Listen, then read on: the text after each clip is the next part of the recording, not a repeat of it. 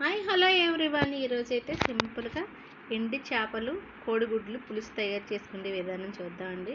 ఎండి చేపలు అంటే నాకైతే చాలా ఇష్టం. ఇవి టేస్ట్ కూడా చాలా బాగుంటాయి. గులిగిందలు అంటారు ఈ చేపల్ని. నేను ఆల్రెడీ ఫ్రై చేసి పెట్టేసాను. చూసారా ఎంతో ఈజీగా తయారు చేసుకోవచ్చు. చాలా టేస్టీగా ఉంటుంది. ఎండి చేపలు కోడిగుడ్లు పులుసు ఎంతమందికి ఇష్టం? నాకైతే చాలా ఇష్టం అండి. ఆయిల్ వేసైతే కోడిగుడ్లు మనకి ఆయిల్లో వేసైతే బాగా కొంచెం కలర్ వచ్చేలా వేపేసి పక్కన అయితే తీసేసుకున్నాను. అదే ఆయిల్లోని ఎండి చేపలు కూడా కొంచెం లైట్గా వేపేసుకున్నామండి. వేపుకొని ఎండి చేపలు పక్కన పెట్టేస్తే లాస్ట్లో యాడ్ చేసుకుంటే చేపలు అయితే విడిపోవండి, మంచిగా ఉంటాయి. నాకు ఈ ఎర్ర గులిగిందలు అంటారు కదా, ఆ చేపలు అయితే చాలా ఇష్టం. అవే ఇవ్వండి ఆ చేపలు. మిగతా చేపలు ఏమీ ఇష్టం ఉండదు ఎండి చేపల్లో అయితే. కొంచెం లైట్గా చక్కగా చిన్న కలర్ మారే వరకు చేపలు అయితే వేపేసి పక్కన తీసి పెట్టేసుకుందాం. అదే ఆయిల్లో మళ్ళీ మిర్చి ఆనియన్స్ మిర్చి యాడ్ చేసుకుందాం. ఇవి తీసి పక్కన పెట్టేసి చేపలు అయితే వేగిపోయినాయి చూసారా. నాకు అదే ఆయిల్లో ఆనియన్స్ చిన్న ముక్కలుగా కట్ చేసుకున్నానండి. పేస్ట్ అయితే ఏమవసరం లేదు మనకి.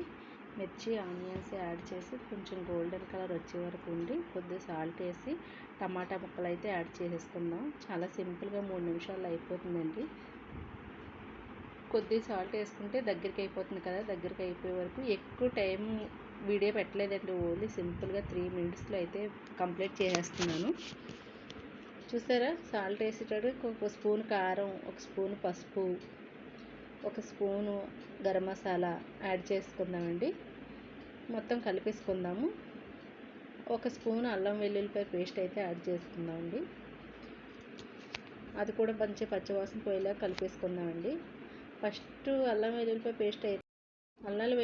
పేస్ట్ అయితే అండి ఫస్ట్లో అయితే స్మెల్ రాదు, కానీ పచ్చివాసన పోతుంది. కానీ కారం వేస్తే మంచి స్మెల్ వస్తుందండి. చూసారా, ఎగ్స్ కూడా యాడ్ చేసుకున్నాను. బాగా కలిపేసుకుందాం.